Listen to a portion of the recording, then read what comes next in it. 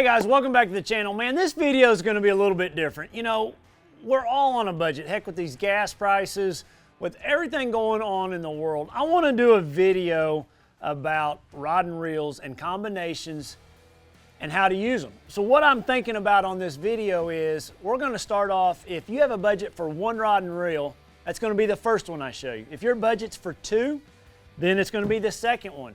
And we're going to do 5 rod and reels. But the first one's the most important, then those 2 are the most important, and those 3 are the most important. So you fit it to your budget is what I'm thinking, because you know, if you got a little bit bigger budget, then you can expand your arsenal and make your arsenal maybe just a little bit better. Doesn't mean you can't get the job done with that one rod that I'm going to tell you about at the very beginning, but you make this video fit your budget. So let's get into it. 5 rod and reels on a budget that I think you have to cover the gamut of bass fishing. But the number 1 rod and reel that I think you could do the majority of the damage would be this rod and reel right here. It's a 7'1" medium heavy. So you'll notice I've got just a Berkeley power blade on this thing, just a spinner bait. I've got this rod and reel right here rigged with 20-pound test, a 6/8-to-1 gear ratio reel. But so this rod, that is my everyday spinnerbait rod.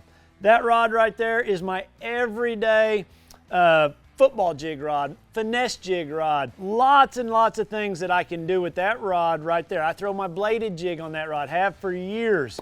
You can throw your topwater, your frog. You can do a lot of things with this rod just by changing the line size. So everything from a football jig, finesse jig, spinnerbait, put braid on it. You can start throwing your buzz bait, your frog. It's just a great all-around rod for so many different applications. Throwing a worm on it, a Texas rig worm. That one rod, that 7'1" medium heavy rod, to me is like the most used, the most important rod in my arsenal, and the most versatile rod. That's like your all utility infielder that you have on your baseball team. That's that rod right there. So that's number 1, 7'1" medium heavy. Okay. If your budget allows you to have rod number 2, it's a tough choice between these next 2, because these next 2 are really important to me. So they kind of flip-flop, guys. So like if you have one, go to the other one. If you have the other one, go to the other one. So I'm just going to start with this one right here. This is a 7.3 heavy action carbon light rod. So this rod for me is like really good for throwing a football jig. This rod to me is really good for flipping. You know, this is, you know, it's not a 7.6 heavy, but I can do a lot of flipping with this rod. This rod to me is really good. I can use it for a Carolina rig. This rod, I can use it for my frog fishing.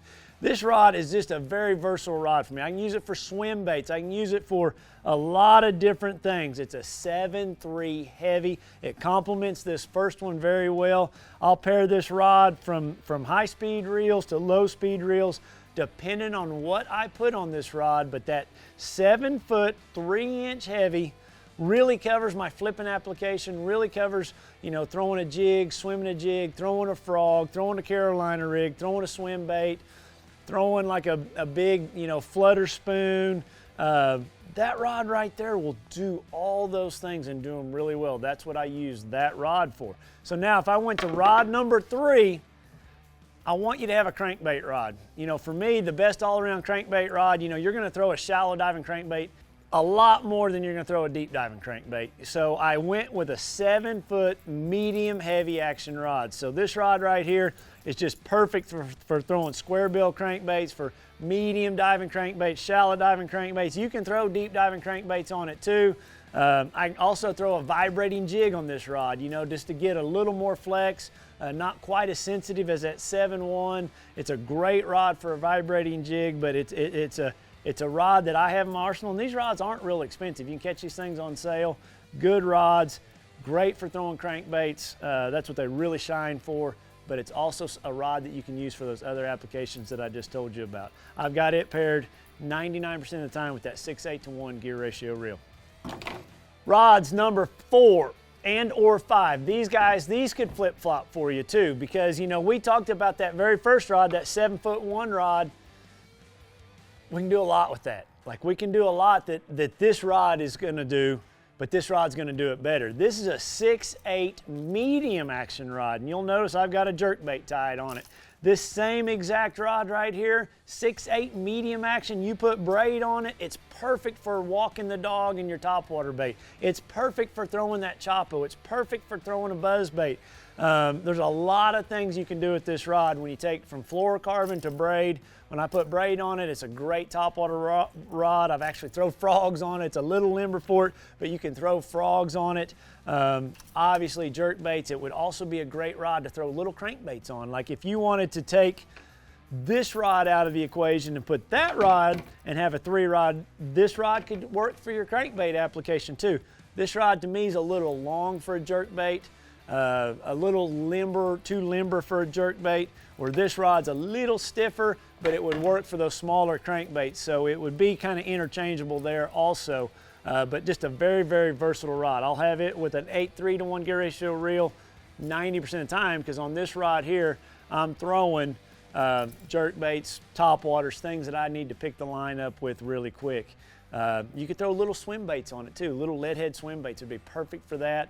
Anything you need to make underhand casts, like I'll throw my little spinner baits on this, or if you're pond fishing, throwing little 1/4 ounce, 3/16, 3/8 ounce spinner baits, it's really, really good for that too. But that's a good rod, 6/8 medium action rod. I think it retails for about 130 bucks. So these last 3 are kind of interchangeable. All right, I feel like in your arsenal, you gotta have a spinning rod. And that's my rod number 5. Maybe for you, this is more important. If you live on one of them lakes like Table Rock or Beaver or up on Lake Erie, the spinning rod's gonna be important because you're throwing a lot of line. But you know, if I had to have one spinning rod for all my spinning rod applications, from throwing a tube, a drop shot, a wacky worm, a shaky head, a Nico rig, you know, all that stuff, any of those rigs and shots and all that stuff, a 6/9 medium action rod can fit that whole gamut for you. You know, it's short enough that I can skip that wacky worm up underneath docks. It's short enough that I can use that drop shot, you know, close into the boat.